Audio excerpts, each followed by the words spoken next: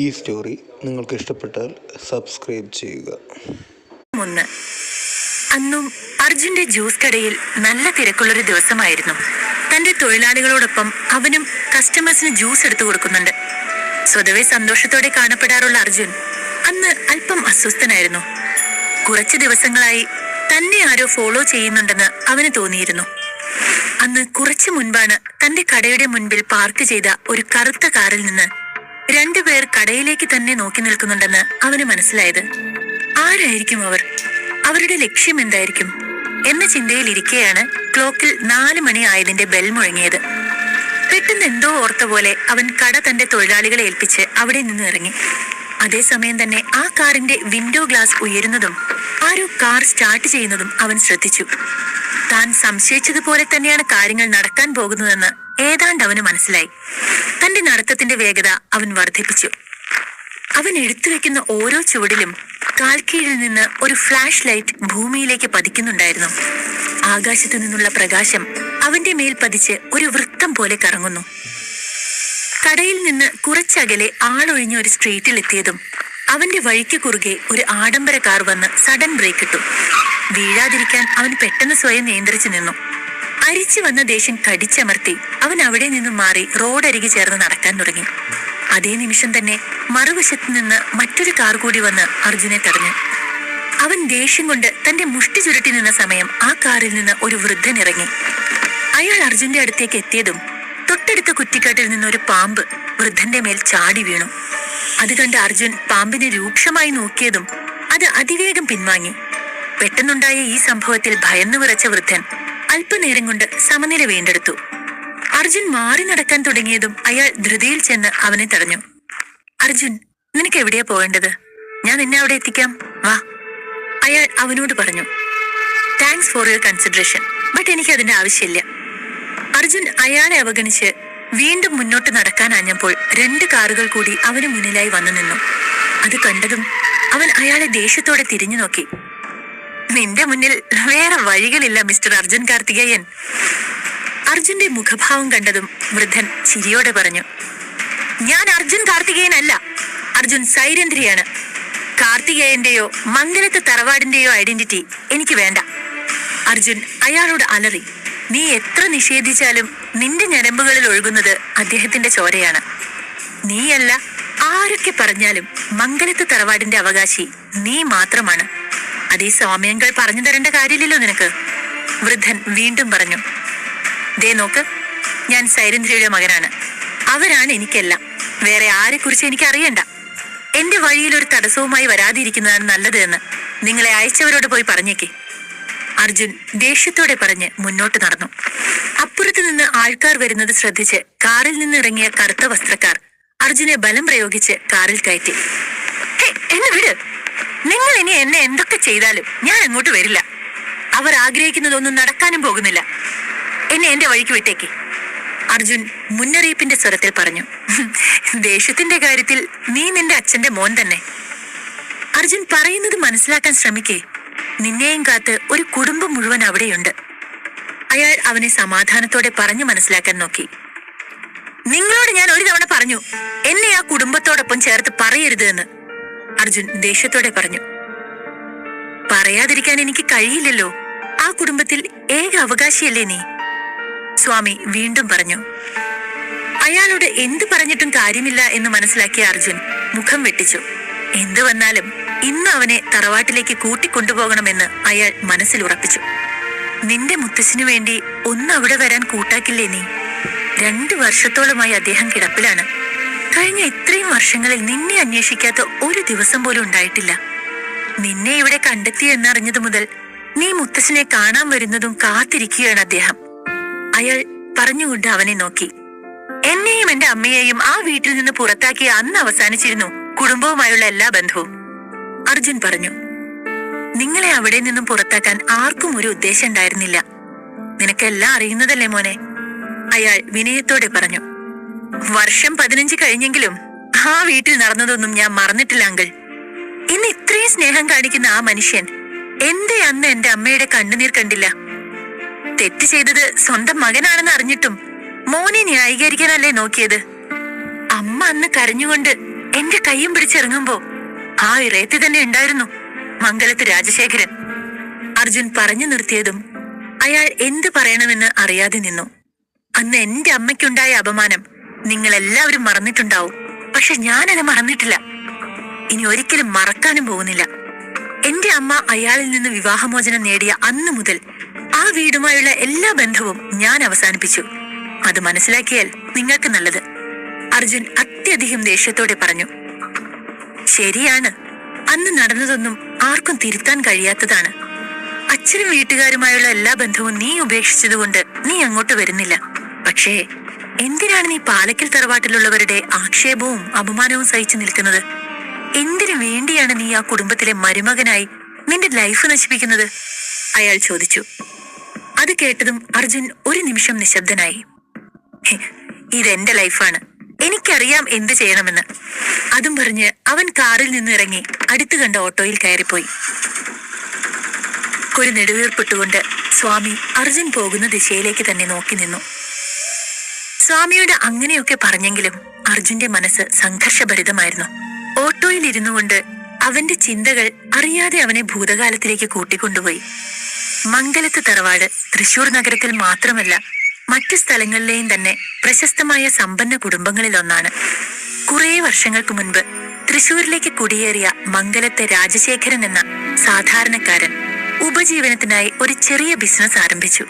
തന്റെ കഠിനാധ്വാനവും ബുദ്ധിശക്തിയും കൊണ്ട് പടിപടിയായി വളർന്ന് പിന്നീട് ഒരു സാമ്രാജ്യം തന്നെ അയാൾ സ്ഥാപിച്ചു.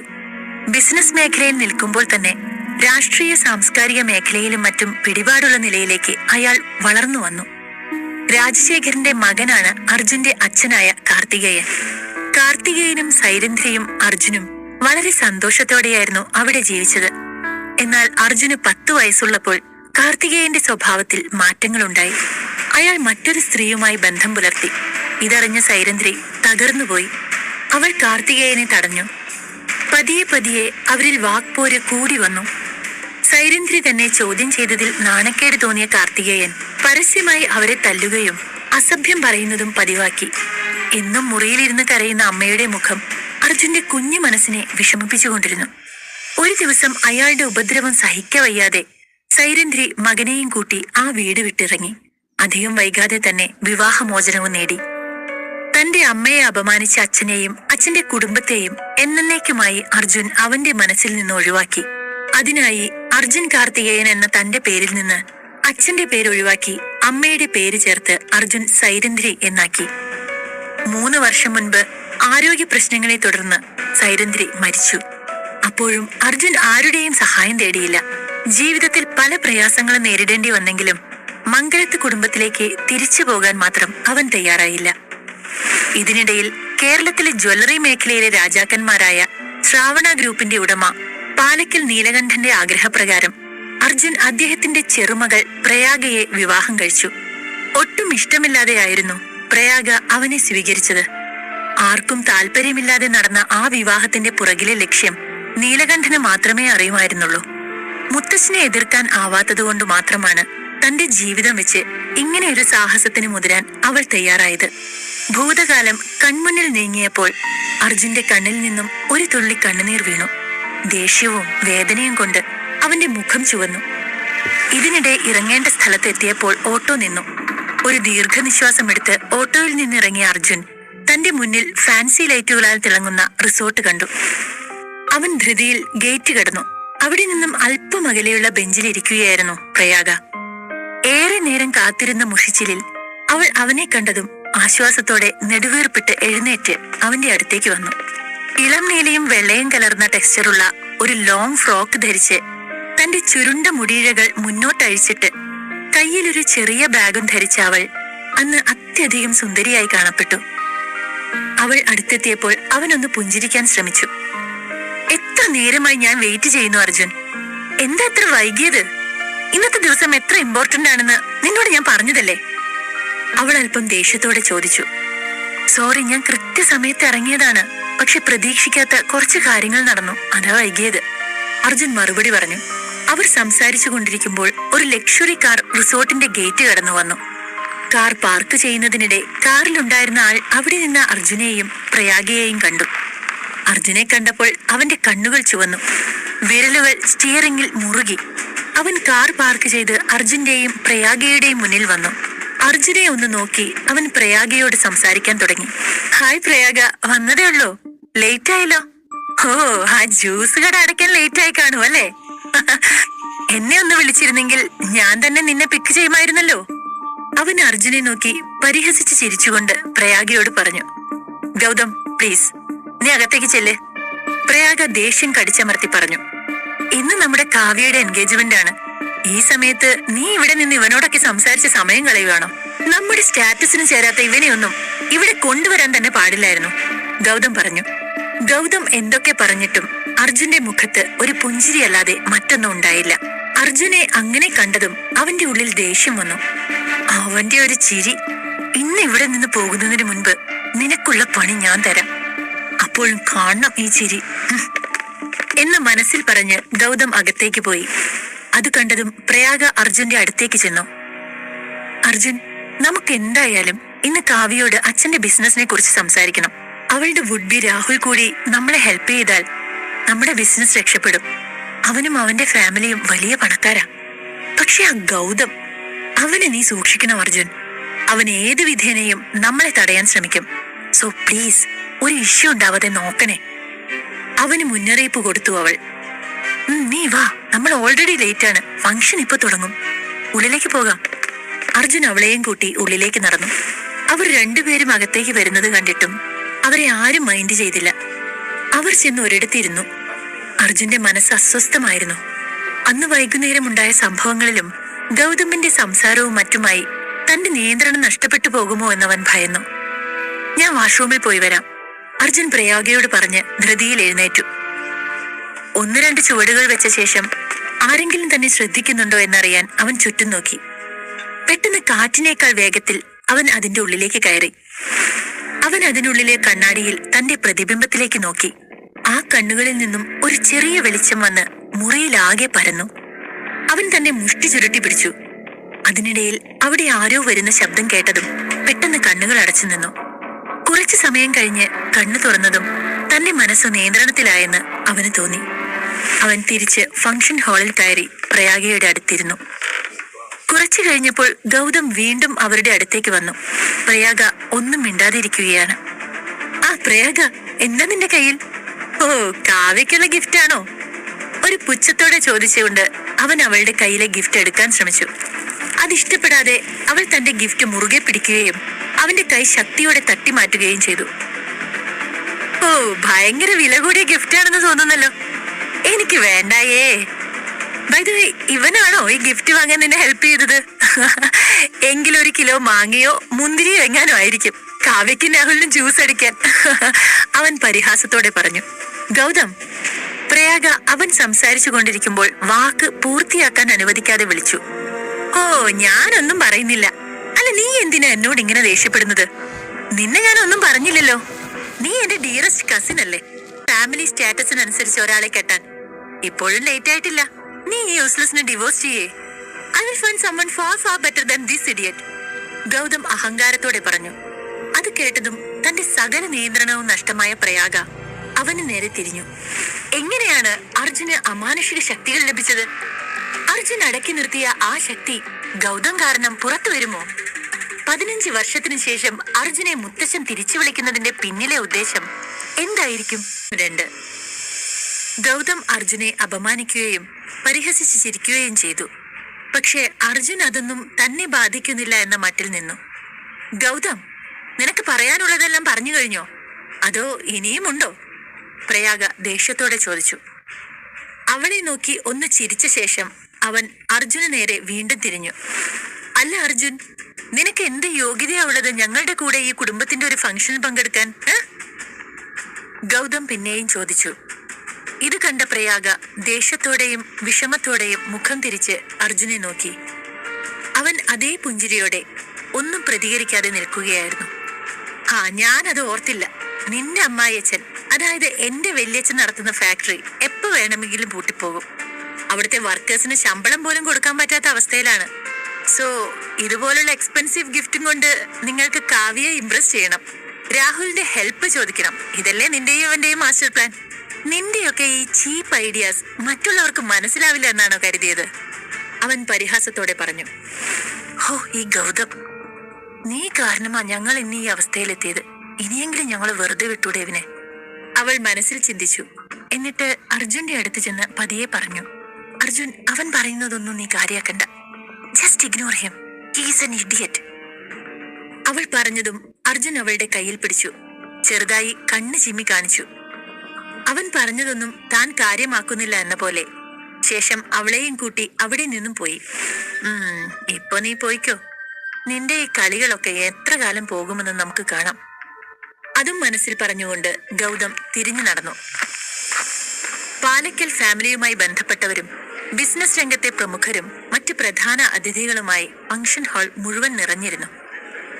അതിഥികൾ ഓരോരുത്തരായി സ്റ്റേജിലേക്ക് കയറി കാവ്യയ്ക്കും രാഹുലിനും സമ്മാനങ്ങൾ നൽകുകയും ആശംസകൾ അറിയിക്കുകയും ഫോട്ടോ സെഷനിൽ പങ്കെടുക്കുകയും ചെയ്തുകൊണ്ടിരുന്നു. ഗൗതം അടുത്തെങ്ങുമില്ല എന്ന് ഉറപ്പാക്കിയ ശേഷം പ്രയാഗ അർജുനോട് പറഞ്ഞു. ഞാൻ കാവ്യയുടെ അടുത്ത് പോയി അവളോട് സംസാരിച്ച് ഈ ഗിഫ്റ്റും കൊടുത്തിട്ട് വരാം. നീ ഇവിടെ തന്നെ ഇരിക്കണേ അർജുൻ. പിന്നെ സൂക്ഷിക്കണം, ആ ഗൗതം എന്തെങ്കിലും ഒപ്പിച്ചു വെക്കും. നേരത്തെ ചെയ്തതുപോലെ മൈൻഡ് ചെയ്യാതിരുന്നാ മതി. അവന് നിർദ്ദേശങ്ങൾ നൽകിക്കൊണ്ട് അവൾ സ്റ്റേജിലേക്ക് കയറിപ്പോയി. പണവും പെരുമയും വിളിച്ചോതുന്ന രീതിയിൽ അതീവ സുന്ദരിയായി ഒരുങ്ങിയിരുന്നു കാവ്യ. തന്റെ സമ്മാനവുമായി പ്രയാഗ അവളുടെ അടുത്തേക്ക് ചെന്നു. Congrats dear. എന്നും എപ്പോഴും രണ്ടാളും ഇതുപോലെ ഹാപ്പി ആയി ഇരിക്കട്ടെ. Best wishes to both of U.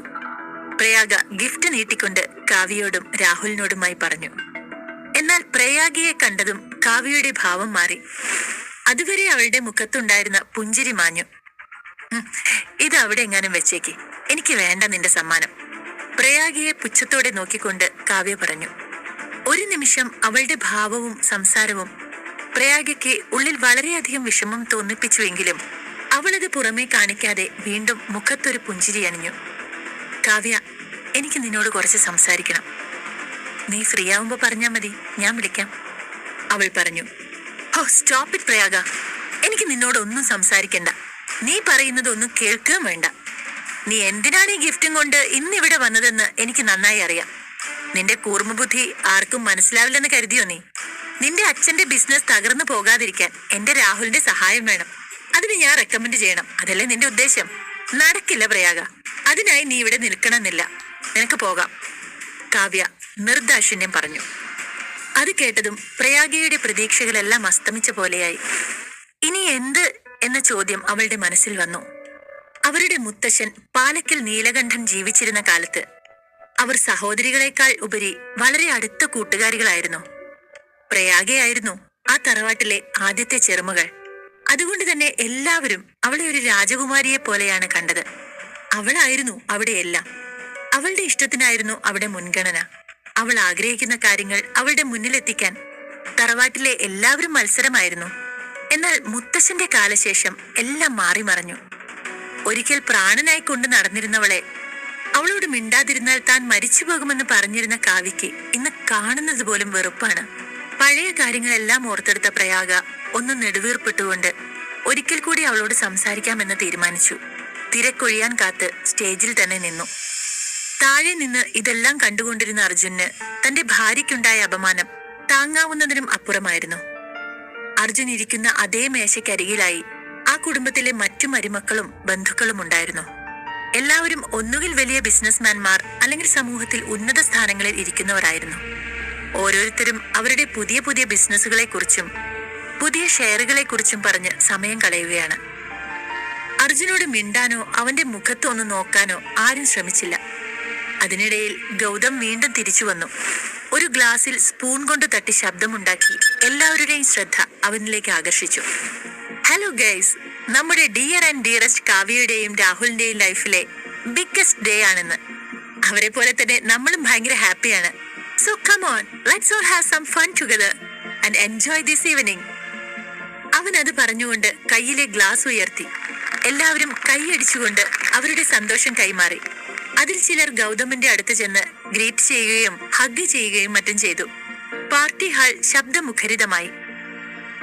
പ്രയാഗയുടെ മുത്തശ്ശനായ നീലകണ്ഠന് 3 ആൺമക്കളാണ്: മൈത്രേയൻ, മഹാദേവൻ, മാധവൻ. ഇതിൽ മഹാദേവന്റെ മകളാണ് പ്രയാഗ, മൈത്രേയന്റെ മകളാണ് കാവ്യ, മാധവന്റെ മകൻ ഗൗതമും. തറവാട്ടിലെ മൂത്ത മകൻ എന്ന നിലയിൽ മൈത്രേയനായിരുന്നു പാലക്കൽ തറവാട്ടിലെ എല്ലാ കാര്യങ്ങളും നോക്കിയിരുന്നത്. സ്വത്തും സമ്പത്തും ബിസിനസ്സും എല്ലാം അയാൾ തന്റെ കൈപ്പിടിയിൽ ഒതുക്കി. മാധവനും മൈത്രേയനെ പോലെ തന്നെ സമ്പത്തിന്റെയും പ്രശസ്തിയുടെയും ബിസിനസിന്റെയും ലോകത്തേക്ക് അതിവേഗം കുതിച്ചു കയറി. അയാളുടെ ഈ വളർച്ച കുടുംബത്തെ ഒന്നാകെ അത്ഭുതപ്പെടുത്തിയിരുന്നു. എന്നാൽ പ്രയാഗയുടെ അച്ഛൻ മഹാദേവൻ പൊതുവെ അല്പം ശാന്തപ്രിയനായ ആളാണ്. അയാളുടെ കാപട്യമില്ലാത്ത സ്വഭാവം മൂലം എല്ലാവരാലും അയാൾ ചതിക്കപ്പെട്ടു. അർഹിച്ച കുടുംബസ്വത്ത് പോലും ലഭിക്കാതെ ഒടുവിൽ പാലക്കൽ തറവാട്ടിൽ നിന്ന് തന്നെ പുറത്താക്കപ്പെടുകയായിരുന്നു. മൂന്നാം തലമുറയിലെ അനന്തരാവകാശി എന്ന നിലയിൽ മാധവന്റെ മകൻ ഗൗതമിന് കുടുംബത്തിൽ പ്രത്യേക സ്ഥാനമുണ്ടായിരുന്നു. ചെറുമക്കളിൽ ഏറ്റവും സമ്പന്നനും ഗൗതമായിരുന്നു. അതുകൊണ്ട് തന്നെ അവനെ കണ്ടപ്പോൾ തന്നെ കസിൻസ് എല്ലാം ബഹുമാനപൂർവ്വം എഴുന്നേറ്റ് നിന്നു. പക്ഷെ അർജുനിൽ യാതൊരു മാറ്റവുമില്ലായിരുന്നു. അവൻ തന്നെ ബഹുമാനിക്കാതെ അങ്ങനെ തന്നെ ഇരിക്കുന്നത് കണ്ട് ഗൗതമിന് വളരെയധികം ദേഷ്യം തോന്നി. അവനൊരു ഷാമ്പയിൻ ബോട്ടിൽ എടുത്തു കുലുക്കി അർജുന്റെ മുന്നിൽ വന്നു തുറന്നു. ആ ഷാമ്പയിൻ മുഴുവൻ അർജുന്റെ മുഖത്തും ദേഹത്തും തെറിച്ചു. അത് കണ്ട് ചുറ്റും കൂടി നിന്നവരെല്ലാം ഉറക്കെ ചിരിച്ചു. ഗൗതം അർജുനെ നോക്കി കണ്ണുകൾ ഇറുക്കി. ഗൗതമിന്റെ പ്രവൃത്തിയിൽ അർജുന്റെ ക്ഷമയുടെ കടിഞ്ഞാൻ പൊട്ടിയിരുന്നു. ഈ സമയം വരെ അവൻ പറഞ്ഞതും പ്രവർത്തിച്ചതും എല്ലാം സമാധാനത്തോടെ വിട്ടുകളഞ്ഞതാണ്. എന്നിട്ടും അർജുന്റെ കണ്ണുകൾ ചുവന്നു കലങ്ങി മുഷ്ടി ചുരുട്ടി പിടിച്ചു. ഗൗതമിനെ പോലെ ഒരുവനെ നേരിടുക എന്നത് അവനെ സംബന്ധിച്ച് ഒരു പ്രശ്നമേ ആയിരുന്നില്ല. അവനുള്ളിൽ ഉറങ്ങിക്കിടക്കുന്ന ശക്തികൾ ഏതു നിമിഷവും പുറത്തു വരാനായി ഒരുങ്ങി നിൽക്കുകയാണ്. പക്ഷേ ഒരു നിമിഷം അർജുൻ കണ്ണുകൾ അടച്ച് ദീർഘമായി നിശ്വസിച്ചു. അവന്റെ മനസ്സിൽ പ്രയാഗയുടെയും അവളുടെ അച്ഛന്റെയും മുഖം തെളിഞ്ഞു വന്നു. അവരിരുവരും തങ്ങളുടെ ബിസിനസ് നിലനിർത്താൻ വേണ്ടി ഇതുവരെ അനുഭവിച്ചതെല്ലാം അവൻ ഓർത്തു. ഒരു കാരണവശാലും താൻ മൂലം അവർക്ക് യാതൊരു പ്രശ്നങ്ങളും ഉണ്ടാവാൻ പാടില്ല എന്നവൻ തീരുമാനിച്ചു. സമനില വീണ്ടെടുത്ത് കണ്ണുകൾ തുറന്ന അവൻ മുഖത്തും ദേഹത്തും വീണ മദ്യം ഒരു ടിഷ്യൂ എടുത്ത് തുടച്ചു. അർജുന്റെ ഉള്ളിൽ ഉറങ്ങിക്കിടക്കുന്ന ശക്തികൾ അവിടെയുള്ള ആർക്കും അറിയില്ല. അവൻ ആ ശക്തികൾ ഉപയോഗിച്ചാൽ എന്തും സംഭവിക്കാം. ഇവന്റെ തൊലിക്കെട്ടി അബ്ബാരം തന്നെ. ഇത്രയും പേരുടെ മുന്നിൽ വെച്ച് ഇങ്ങനെ ഇൻസൾട്ടഡ് ആയിട്ടും ഒരു കൂസലുമില്ലാതെ നിൽക്കുന്നത് കണ്ടില്ലേ? അവനറിയാ കാൽ കാശിന് ഗതിയില്ലാത്ത അവന് എന്നോടൊന്നും ഏറ്റുമുട്ടാൻ കഴിയില്ല എന്ന്. പക്ഷെ ഇവിടം കൊണ്ടൊന്നും നിർത്തുന്നില്ല ഈ ഗൗതം. ഗൗതം അവനെ നോക്കി മനസ്സിലുരുവിട്ടു. തന്റെ ശരീരം മുഴുവൻ മദ്യം മണക്കുന്നതിനാൽ അവൻ അവിടെ ഇരിക്കാതെ എണീറ്റുപോയി. പിന്നാലെ ആരും ശ്രദ്ധിക്കാത്ത വിധത്തിൽ ഗൗതം തന്റെ പിന്നാലെ വരുന്നുണ്ട് എന്ന് മനസ്സിലാക്കിയ അർജുൻ പെട്ടെന്ന് അവനെ തിരിഞ്ഞു നോക്കി. അപ്രതീക്ഷിതമായി അവൻ തിരിഞ്ഞതും അവനെ കണ്ട് ഗൗതം നിയന്ത്രണം വിട്ട് അടുത്ത മദ്യക്കുപ്പികൾ നിരത്തിയ മേശയുടെ മേൽ ചെന്നു വീണു. മേശപ്പുറത്തിരുന്ന കുപ്പികളെല്ലാം അവന്റെ ഭാരത്താൽ താഴെ വീണ് പൊട്ടി. അതിലെ മദ്യമെല്ലാം അവിടമാകെ പരന്നൊഴുകി. ആ ഹാൾ മുഴുവൻ അതിന്റെ ഗന്ധം നിറഞ്ഞു. എല്ലാം നിമിഷ നേരം കൊണ്ട് സംഭവിച്ചതിനാൽ എല്ലാവരുടെയും ശ്രദ്ധ അങ്ങോട്ടേക്കായി. യു ബ്ലഡി, നിനക്ക് എത്ര ധൈര്യമുണ്ടായിട്ടാണ് നീ എന്നെ തള്ളിയിട്ടത്? അങ്ങേയറ്റം ദേഷ്യത്തോടെ ഗൗതം അർജുനോട് അലറി. എന്താ ഇവിടെ? അവരുടെ അടുത്തേക്ക് രാഹുലും ഒപ്പം കാവ്യയും പ്രയാഗയും വന്നു. ഇത് കണ്ടോ രാഹുൽ? ഇവൻ ഈ അർജുൻ ഒരു കാര്യവുമില്ലാതെ എന്നോട് വഴക്കിട്ടു, എന്നെ നിലത്ത് തള്ളിയിട്ടു. നമ്മുടെ സന്തോഷം ഇവന് സഹിക്കുന്നില്ല. അതിന്റെ ചുരുക്കമാണ്. ഈ പാർട്ടിയുടെ മൂഡ് തന്നെ ഈ റാസ്കൽ തകർത്തു.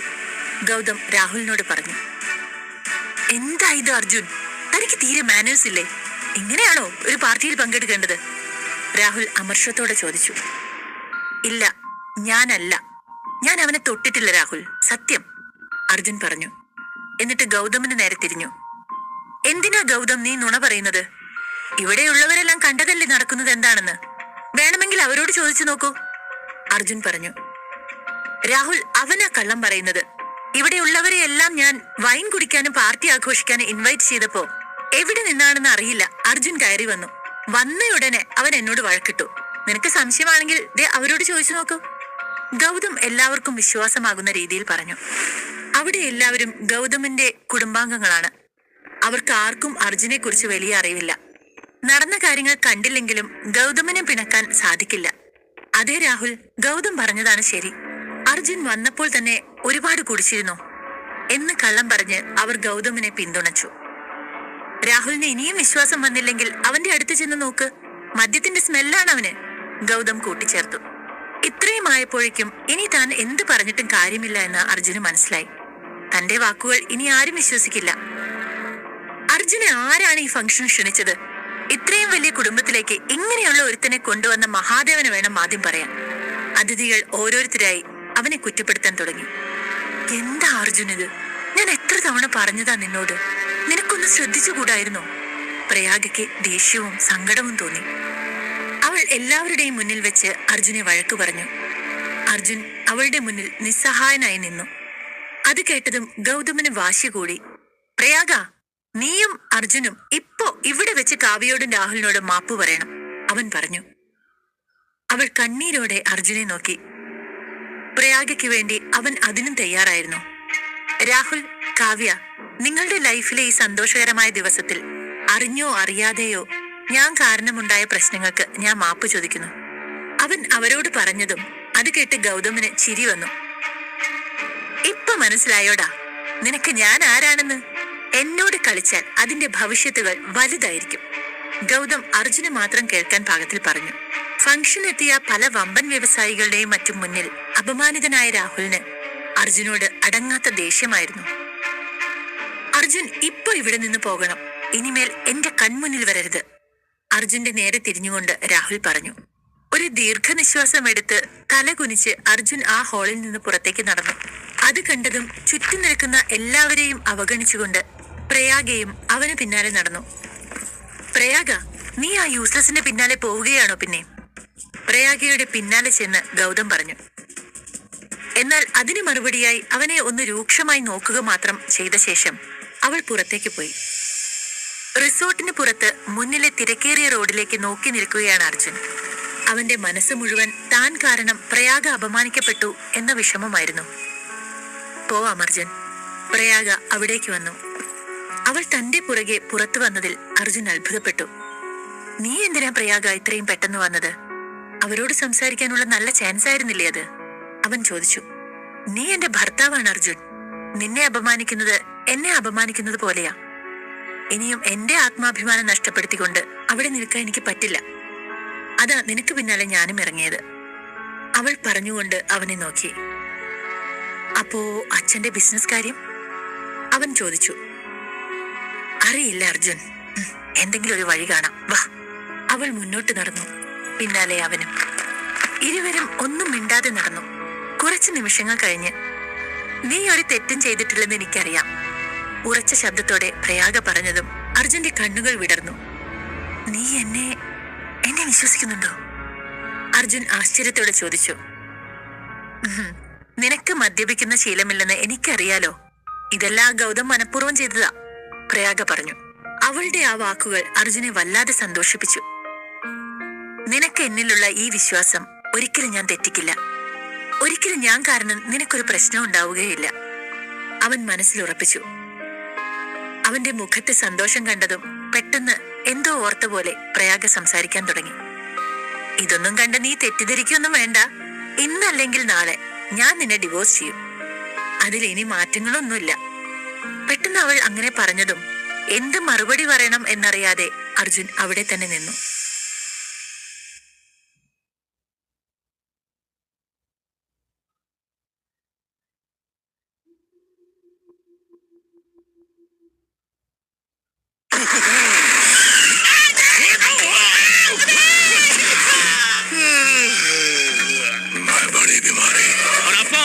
रोड एक्सीडेंट तेरे को ना मैं 1 मिनट दिख रहा, पहला मेरा बैग से खाना निकाल के देना, ठंडा हो जाएगा ना। डरने लगता है सिर्फ मेरी बीवी सिलू से। अगर तेरे को कुछ कर देंगे ना हम लोग, तेरी फैमिली के खाने के तो वांदे हो जाएंगे। गधेरा, मेरी बीमारी से या मेरे एक्सीडेंट से मेरी फैमिली का फाइनेंसेस को कुछ नहीं होगा। ये तो किस्मत वाला निकला। आप भी किस्मत वाला बनो और किस्मत के भरोसे मत जियो। Visit hdfclife.com now. Choose extra protection अपने फैमिली के लिए with HDFC Life Term Insurance Riders. Receptionist അയാളോട് പറഞ്ഞു. Okay, I will inform. അയാൾ ഫോൺ കട്ട് ചെയ്തു. എന്നിട്ട് അഭിഷേകിന്റെ ക്യാബിനിലേക്ക് ചെന്നു. അഭിഷേക് എന്താണെന്ന മട്ടിൽ നോക്കിയതും സാറിനെ കാണാൻ ഒരാൾ താഴെ വെയിറ്റ് ചെയ്യുന്നുണ്ട്. അപ്പോയിന്റ്മെന്റ് എടുത്തിട്ടില്ല, പക്ഷെ അയാൾ മിസ്റ്റർ വീരേന്ദ്രവർമ്മയുടെ സുഹൃത്താണ് എന്ന് പറയാൻ പറഞ്ഞു. PA പറഞ്ഞു. വീരേന്ദ്രൻ വർമ്മ? ആ പേര് കേട്ടപ്പോൾ അഭിഷേക് ഒന്ന് ഞെട്ടി. തന്റെ മുത്തശ്ശന്റെ യഥാർത്ഥ പേരായിരുന്നു അത്. എല്ലാവരും മുത്തശ്ശനെ മിസ്റ്റർ വർമ്മ എന്നാണ് സംബോധന ചെയ്തിരുന്നത്. മുഴുവൻ പേര് വളരെ കുറച്ച് ആളുകൾക്ക് മാത്രമേ അറിയൂ. Ask him to meet me in the cabin, Abhishek പറഞ്ഞു. PA റിസപ്ഷനിസ്റ്റിനെ വിളിച്ച് അർജുനെ അഭിഷേകിന്റെ ക്യാബിനിലേക്ക് അയക്കാൻ പറഞ്ഞു. അർജുൻ ശാന്തനായി അഭിഷേകിന്റെ ക്യാബിനിൽ ചെന്ന് മുന്നിലെ കസേരയിൽ പോയിരുന്നു. അഭിഷേക് അവനെ ബഹുമാനത്തോടെ നോക്കി. ആക്ച്വലി താങ്കൾ ആരാണെന്ന് എനിക്ക് മനസ്സിലായിട്ടില്ല, അവൻ അർജുനോട് പുഞ്ചിരിച്ചുകൊണ്ട് പറഞ്ഞു. അർജുൻ സമാധാനമായി ചിരിച്ചുകൊണ്ട് പോക്കറ്റിൽ നിന്നും ആ പഴയ ഗോൾഡ് കോയിൻ എടുത്ത് അഭിഷേകിന്റെ മുന്നിൽ വെച്ചു. അത് കണ്ട് അഭിഷേക് ഒന്ന് ഞെട്ടി. വർമ്മ കുടുംബത്തിലെ അംഗങ്ങളെ പ്രതിനിധീകരിക്കുന്ന ഒരു അമൂല്യമായ ടോക്കണാണിത്. ആ കോയിൻ കുടുംബത്തിലെ ആളുകളുടെ പ്രാധാന്യത്തെ കാണിക്കുന്നു. അഭിഷേക് അവന്റെ കുട്ടിക്കാലത്ത് അച്ഛന്റെ കയ്യിൽ അത്തരം ഒരു കോയിൻ കണ്ടിരുന്നു. വർഷങ്ങൾക്ക് ശേഷം ഇപ്പോഴാണ് അത് വീണ്ടും കാണുന്നത്. എന്നാൽ അച്ഛന്റെ കയ്യിലുണ്ടായ കോയിനേക്കാൾ മൂല്യമുള്ളതാണ് ഇതെന്ന് അവന് മനസ്സിലായി. ഞാൻ ഞങ്ങളുടെ ഫാമിലി വക്കീലിനെ വിളിക്കാം, അദ്ദേഹം നിങ്ങളോട് സംസാരിക്കും, അഭിഷേക് പറഞ്ഞു. അഭിഷേക് ഉടൻ തന്നെ തന്റെ അഡ്വക്കേറ്റ് ജോസഫിനെ ഫോണിൽ വിളിച്ചു. പെട്ടെന്ന് തന്നെ നരച്ച മുടിയുള്ള മധ്യവയസ്കനായ ജോസഫ് അഭിഷേകിന്റെ ക്യാബിനിലേക്ക് വന്നു. വരുന്നതിനിടയിൽ അർജുനെ അയാൾ അടിമുടി നോക്കി. അർജുന്റെ കയ്യിൽ നിന്നും ആ ടോക്കൺ വാങ്ങി തിരിച്ചും മറിച്ചും സൂക്ഷ്മമായി നിരീക്ഷിച്ചു. അതിനിടയിൽ സംശയത്തോടെ അർജുനെ നോക്കുന്നുമുണ്ടായിരുന്നു. എന്താ നിന്റെ പേര്? ജോസഫ് ചോദിച്ചു. അർജുൻ സൈരന്ദ്രി, അവൻ സൗമ്യമായി പറഞ്ഞു. അത് കേട്ടയുടനെ ജോസഫ് ഒന്ന് ഞെട്ടുകയും അവനെ ആക്രമിക്കാൻ ഒരുങ്ങുകയും ചെയ്തു.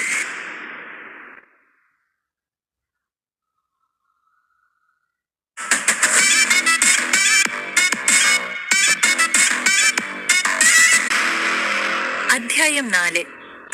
അർജുനനെ ജോസഫ് ആക്രമിക്കുന്നത് കണ്ട് അഭിഷേക് ഞെട്ടിപ്പോയി. ജോസഫ് ഇത്തരത്തിൽ പ്രതികരിക്കുമെന്ന് അവൻ പ്രതീക്ഷിച്ചിരുന്നില്ല.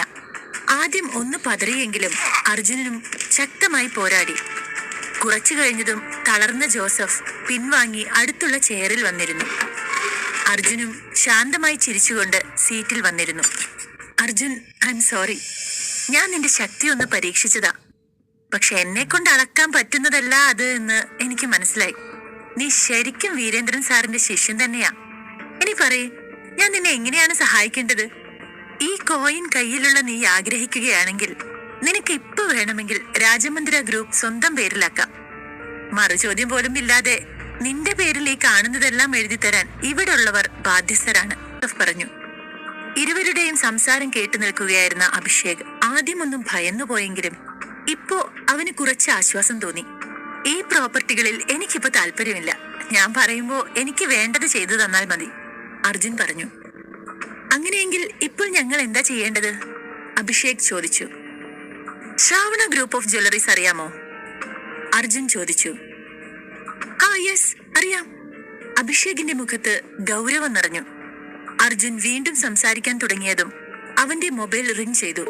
എടുത്തു നോക്കിയതും രേണുകയുടെ പേര് സ്ക്രീനിൽ തെളിഞ്ഞു വന്നു. അർജുൻ, ഇന്നത്തോടെ എല്ലാം ഞാൻ അവസാനിപ്പിക്കും. എന്റെ മോളെ നീ ഡിവോഴ്സ് ചെയ്യണം. അതിനാവശ്യമായ പേപ്പറുകൾ എല്ലാം ഞാൻ ശരിയാക്കി വെച്ചിട്ടുണ്ട്. നീ ഉടനെ തന്നെ സിറ്റി ഹോസ്പിറ്റലിലേക്ക് വന്ന് അതിൽ സൈൻ ചെയ്യണം. രേണുക ഫോണിലൂടെ അലറുകയായിരുന്നു. സിറ്റി ഹോസ്പിറ്റലോ? അവിടെ എന്താ? എന്തു പറ്റി? അർജുൻ അക്ഷമനായി ചോദിച്ചു. എന്റെ മോളും അവളുടെ അച്ഛനും കൂടി ഫാക്ടറിയിൽ പോയതാണ്. അവിടെയുള്ള നന്ദിയില്ലാത്ത തൊഴിലാളികൾ അവർക്ക് ശമ്പളം നൽകുന്നില്ലെന്ന് പറഞ്ഞ് അദ്ദേഹത്തെ ആക്രമിച്ചു. അവർക്കിടയിൽപ്പെട്ട പാവം എന്റെ മോൾ ബോധം കെട്ടു വീണു. എല്ലാം നീ കാരണമാണ്.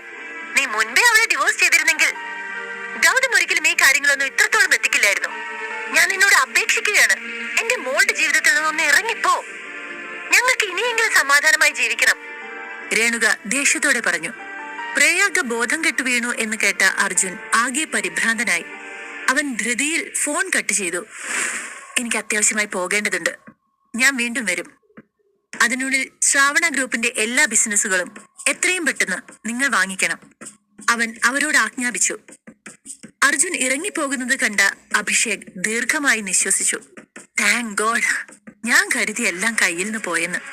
കാരണം അർജുൻ പറഞ്ഞ കാര്യം അഭിഷേകിന് വളരെ നിസ്സാരമായി ചെയ്യാൻ സാധിക്കുന്ന ഒന്നായിരുന്നു. അവന്റെ ബിസിനസ് വെച്ച് നോക്കുമ്പോൾ എത്രയോ താഴെയായിരുന്നു ശ്രാവണ ഗ്രൂപ്പ് ഓഫ് ജ്വല്ലറീസ്. ധൃതിയിൽ സിറ്റി ഹോസ്പിറ്റലിലേക്ക് പോയ അർജുൻ റിസപ്ഷനിൽ ചെന്ന് മഹാദേവന്റെയും പ്രയാഗയുടെയും റൂം കണ്ടെത്തി അങ്ങോട്ട് പോയി. എവിടെയായിരുന്നു നീ? ഫാക്ടറിയിൽ നടന്നതൊക്കെ അറിഞ്ഞല്ലോ. എല്ലാത്തിനും കാരണം നീയാണ്. നീ കാരണമാണ് എന്റെ മോൾ ഈ അവസ്ഥയിലായത്. ഡോർ തുറന്നു വന്ന അർജുനെ കണ്ടപാടെ രേണുക അവനെ കുറ്റപ്പെടുത്താൻ തുടങ്ങി. രേണുകയുടെ വാക്കുകൾക്ക് ചെവി കൊടുക്കാതെ അർജുൻ കിടക്കയിലേക്ക് നോക്കി. മഹാദേവന്റെ കൈ കെട്ടിയിട്ടുണ്ട്. അയാളുടെ മുഖത്ത് നിരാശ തളം കെട്ടിക്കിടന്നിരുന്നു. പ്രയാഗ തൊട്ടടുത്ത സ്റ്റൂളിൽ ഇരിക്കുന്നുണ്ട്. അവളുടെ മുഖത്തും നല്ല വിഷമമുണ്ട്. ഇത്രയും പരിക്കേൽക്കാനും മാത്രം എന്താ സംഭവിച്ചതച്ചാ? അവൻ ചോദിച്ചു.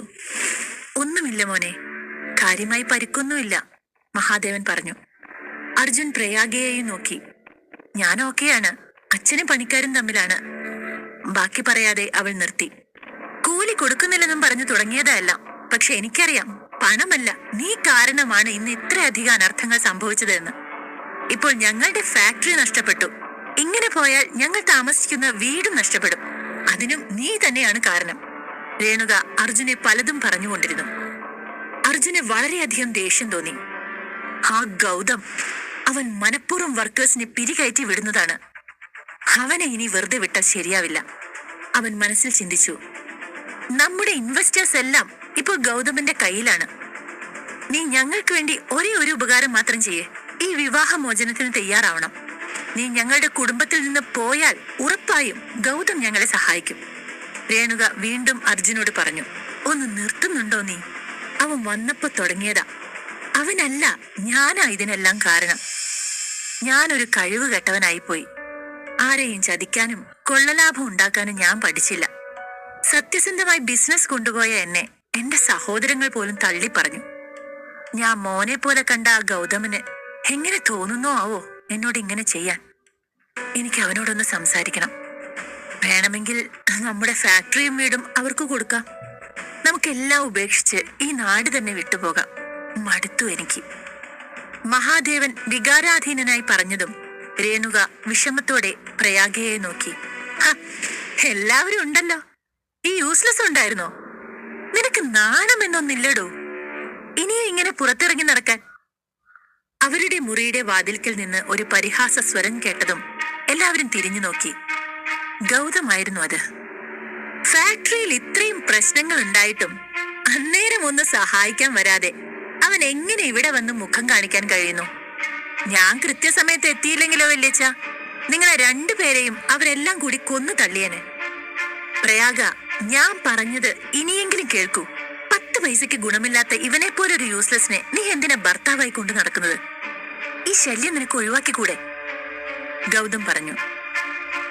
ഒന്ന് നിർത്തുന്നുണ്ടോ ഗൗതം? നിന്റെ ഈ അഭിനയമൊന്നും എന്നോട് വേണ്ട.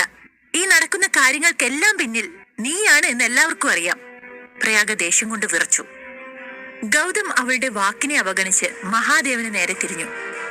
വല്യച്ഛ, സഹായിക്കുന്നവരെ ചേർത്ത് നിർത്താൻ ഇപ്പോഴും വല്യച്ഛൻ അറിയില്ല. ഇനിയെങ്കിലും നിങ്ങളത് പഠിക്കണം. വല്യച്ഛന്റെ കടങ്ങളെല്ലാം ഞാൻ തീർത്തു തരാം. ഇനി അത് എന്റെ ഉത്തരവാദിത്തമാണ്. പിന്നെ ഇവളുടെ കാര്യം, അജിത് ശങ്കറിനെ അറിയില്ലേ? ആ ബിസിനസ്മാൻ എന്റെ ഫ്രണ്ടാണ് അവൻ. ഇവനെ ഒഴിവാക്കുന്ന അന്ന് അജിത്തുമായുള്ള അവളുടെ വിവാഹം ഞാൻ നടത്തും. പിന്നീട് ഈ കുടുംബം അജിത് നോക്കിക്കൊള്ളും. അവൻ പറഞ്ഞു. നിന്റെ ഒരു സഹായവും ഞങ്ങൾക്ക് വേണ്ട, ഇറങ്ങിപ്പോടാ. പ്രയാഗ അവനോട് അലറി. വല്യച്ഛ, പറയാനുള്ളത് ഞാൻ നേരത്തെ പറഞ്ഞു. പിന്നീട് കഷ്ടകാലത്ത് ഒന്ന് തിരിഞ്ഞു പോലും നോക്കിയില്ല എന്ന് പറയരുത്. അവൻ ഭീഷണി എന്ന പോലെ പറഞ്ഞു. Stop it Gautam. ഞങ്ങളുടെ കടകളെല്ലാം ഞങ്ങൾ തന്നെ വീട്ടും. അതിന് ഞങ്ങളുടെ വീടോ ഫാക്ടറിയോ വിൽക്കേണ്ടി വന്നാൽ അങ്ങനെ, പ്രയാഗ പറഞ്ഞു. നീ ഇത്രയും ഫൂളാണോ പ്രയാഗ? നിങ്ങളുടെ വീടും ഫാക്ടറിയും ഒക്കെ കൊടുത്താൽ തീരാവുന്നതാണോ നിങ്ങൾക്കുള്ള കടം? കടം തീർന്നാലും തൊഴിലാളികൾക്ക് ശമ്പളം കൊടുക്കാൻ എന്ത് ചെയ്യും?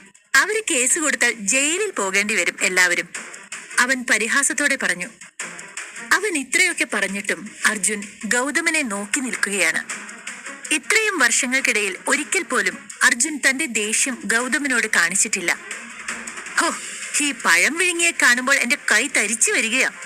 ഗൗതം ദേഷ്യത്തോടെ അലറിക്കൊണ്ട് അവന്റെ കോളറിൽ പിടിച്ചു. അതോടെ അർജുന്റെ ക്ഷമ നശിച്ചിരുന്നു. അവൻ ഗൗതമിന്റെ കയ്യിൽ മുറുക്കെ പിടിച്ചു തിരിച്ചു. അവന്റെ കൈ തിരിയുന്നതിനനുസരിച്ച് ഗൗതം വേദന കൊണ്ട് പുളഞ്ഞു. നിനക്ക് എത്ര ധൈര്യമുണ്ടായിട്ടാണ് എന്റെ കയ്യിൽ പിടിച്ചത്? വേദനയ്ക്കിടയിലും ഗൗതം ചോദിച്ചു. എന്നിട്ടും അർജുൻ അവന്റെ പിടിവിട്ടില്ല. പകരം ഒന്നുകൂടി മുറുക്കെ പിടിച്ചു. ഗൗതം വേദന കൊണ്ട് ഉച്ചത്തിൽ അലറി. ചുറ്റിലും നിന്നവർ ഞെട്ടിപ്പോയി. അതുവരെ പാവത്താനായിരുന്ന അർജുൻ, അവനിൽ ഇത്രയും ശക്തിയോ? അവർ പരസ്പരം നോക്കി. വേദന സഹിക്കാനാവാതെ ഗൗതം അർജുന്റെ മുന്നിൽ മുട്ടുകുത്തി. പ്രതികരിക്കാൻ പോലും ആയില്ല അവന്. അർജുൻ പതിയെ ഗൗതമിന്റെ കൈവിട്ടപ്പോൾ അവൻ താഴെ വീണു. എന്നാൽ അർജുന്റെ ശക്തിയുടെ അനന്തര ഫലങ്ങൾ കാരണം ഗൗതം അപ്പോഴും നിലവിളിച്ചുകൊണ്ടിരുന്നു. അവന്റെ കൈ ഒടിഞ്ഞു തൂങ്ങിയിരുന്നു. അവന് വേദന സഹിക്കാൻ കഴിഞ്ഞില്ല.